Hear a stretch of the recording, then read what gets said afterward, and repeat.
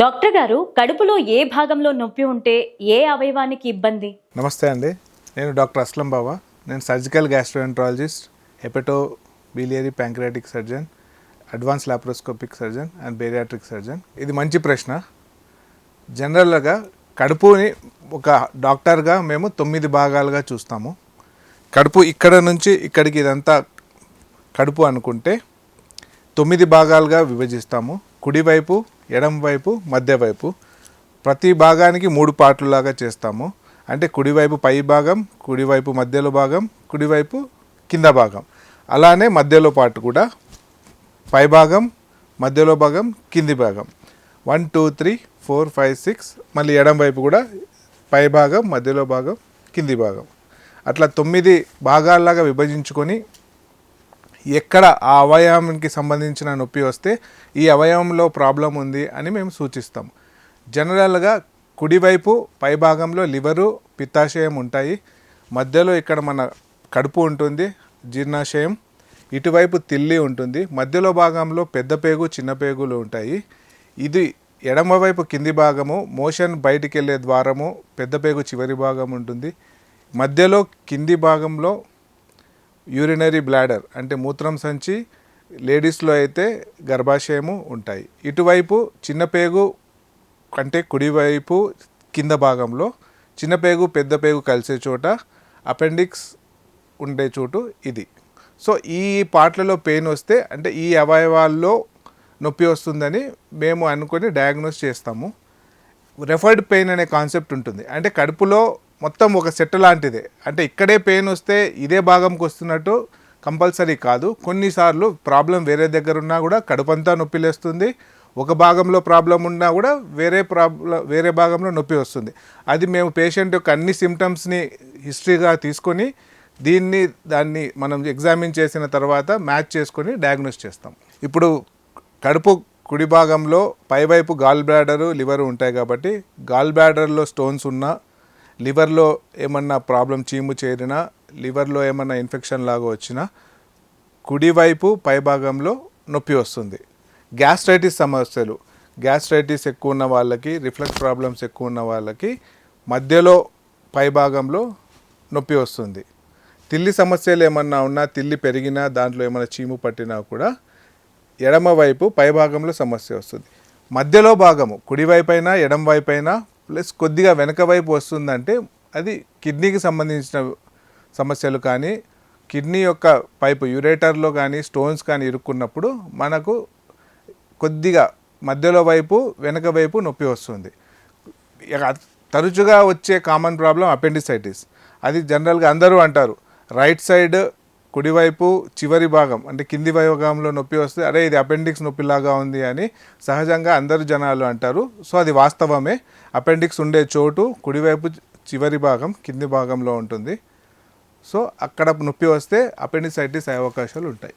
Doctor గారు, కడుపు నొప్పి ఎటువైపు వస్తే ప్రమాదం అంటారు? కడుపు నొప్పి ఎటువైపు వచ్చినా ప్రమాదమే. నొప్పే మంచిది కాదు అసలే. సో నొప్పి ఎక్కడ వచ్చినా కూడా అది ప్రమాదమే. అంటే చాలా వరకు నొప్పి మోస్తరుగా వస్తుందా, ఎక్కువ వస్తుందా, మరలా వస్తుందా అనే దాన్ని బట్టి ఉంటుంది. సో ఎప్పుడైనా కడుపు నొప్పి వస్తే మనం సహజంగా ఫస్ట్ జనాలు వేసుకునే ట్యాబ్లెట్లు ప్రజోల్ వేసుకుంటారు, బస్కో గ్యాస్ వేసుకుంటారు. ఇది కామన్ అయిపోయింది. డాక్టర్ని కన్సల్ట్ అవ్వాల్సిన అవసరం లేదు. ఓవర్ ద కౌంటర్ మెడికేషన్స్ అంటారు. అంటే ఫార్మసీకి వెళ్ళి ఈ 2 ట్యాబ్లెట్లు అంటే అతను ఇచ్చేస్తారు, వేసేసుకుంటారు. ఒక 2 రోజులు వేసుకొని దాని తర్వాత తగ్గలేదు అంటే అప్పుడు గ్యాస్ట్రోఎంట్రాలజిస్ట్ దగ్గరకు, ఫిజిషియన్ దగ్గరకు వస్తారు. కాకపోతే ప్రతి నొప్పిని అలానే గ్రహించకూడదు. ఇప్పుడు నేను చెప్పిన భాగాల్ని బట్టి కొద్దిగా ఐడియా తెలుసుకోవడం వల్ల ఈ నొప్పి మామూలు గ్యాస్ నొప్పి కాదు, ఇటువైపు వస్తుంది అంటే ఇది గ్యాస్ నొప్పి కాకపోయిండొచ్చు అని ఇమీడియట్గా దగ్గరలో ఉన్న డాక్టర్ని సంప్రదిస్తే మంచిది. ఓవర్ ద కౌంటర్ మెడికేషన్స్ అనేవి మేము యాజ్ అ డాక్టర్ ఎంకరేజ్ అయితే చేయము. ఇది కరెక్ట్ అని చెప్పము.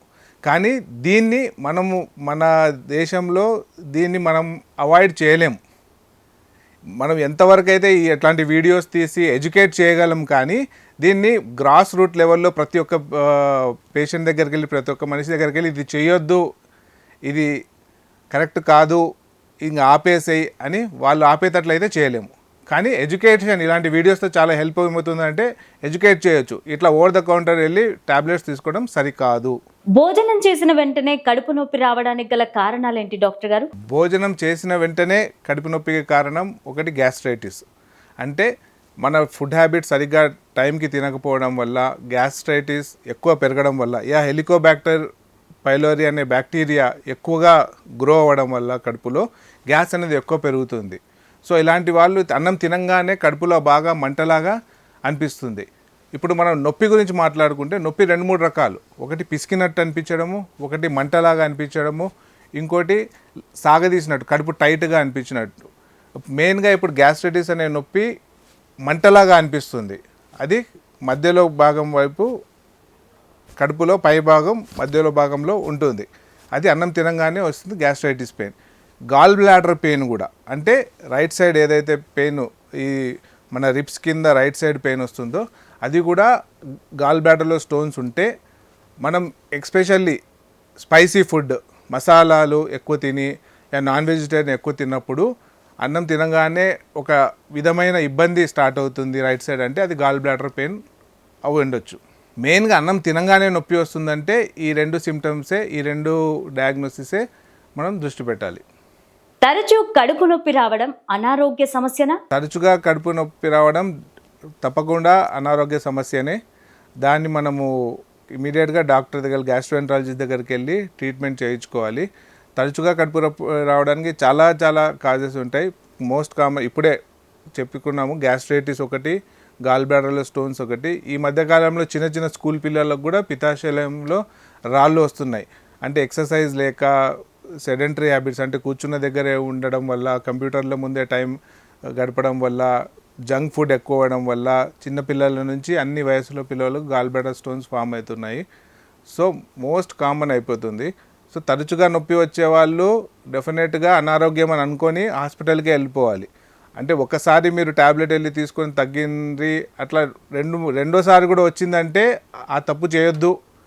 ఇమీడియట్గా ఒక గ్యాస్ట్రోఎంట్రాలజిస్ట్ సంప్రదించండి. కడుపులో మెలిపెట్టినట్టుగా ఉండడం ఎలాంటి సమస్య డాక్టర్ గారు? కడుపులో 3 రకాల నొప్పులు అని చెప్పాను కదా. ఒకటి మంటలాగా ఉండడం, అది గ్యాస్ట్రైటిస్ వల్ల వస్తుంది. ఇంకోటి టైట్గా అనిపించడం, అంటే స్ట్రెచ్ పెయిన్ అంటారు. ఇది ఎప్పుడైనా పేగులు ఉబ్బినప్పుడు, అంటే మోషన్ ఫ్రీగా వెళ్ళినప్పుడు, ఆ పేగులో ఇన్ఫెక్షన్ వచ్చినప్పుడు పేగులు ఉబ్బుతాయి అన్నట్టు. అప్పుడు ఏదో టైట్గా ఉన్నట్టు, అరే కడుపు ఉబ్బరంగా ఉన్నట్టు అనిపిస్తుంది. 3వ రకమైన నొప్పి మెలిక పెట్టినట్టు, అంటే ఏదన్నా అడ్డుపడినప్పుడు దాన్ని పేగు బలవంతంగా దాన్ని పుష్ చేయాలి అనిపిస్తే అది పేగులు ఫాస్ట్గా కదులుతాయి. అప్పుడు మనకు మెలిక పడినట్టు నొప్పి వస్తుంది. దాన్ని స్పాస్మోడిక్ పెయిన్ అంటారు. ఇది కేవలం ఇంటెస్టైన్స్ వల్లనే కాదు, ఎక్కడ బాడీలో ఏదన్నా ఇది ట్యూబ్ లాంటి ఆర్గాన్లో ఏదన్నా అడ్డుపడితే ఈ మెలికైన నొప్పి వస్తుంది. ఇప్పుడు ఇక్కడ గాల్ బ్లాడర్ స్టోన్లో ఉదాహరణగా ఏంటంటే, స్టోన్ వచ్చి పిత్తాశయంలో చివరి భాగంలో కానీ పిత్త పైపులో పిత్తనాళంలో కానీ ఇరుక్కుందంటే దాన్ని బాడీ పుష్ చేయడానికి ట్రై చేస్తుంటుంది. అప్పుడు మెలిక పెట్టినట్టు నొప్పి వస్తుంటుంది.